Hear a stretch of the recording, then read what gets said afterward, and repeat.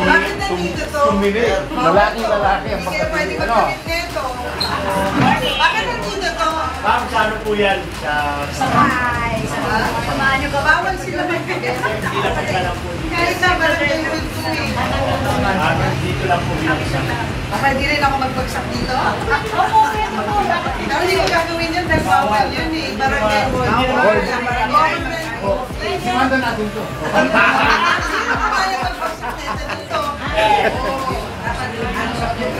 O, dilabas natin. Pwede ko ba ilabas? Lalabas namin mamaya. Ngayon ako na nga magpapalabas eh. Alalagyan naman natin ang picture kasi, I mean, sorry barangay hall to, dapat walang ganito dito. Diba, ang dami ko nang tiniis.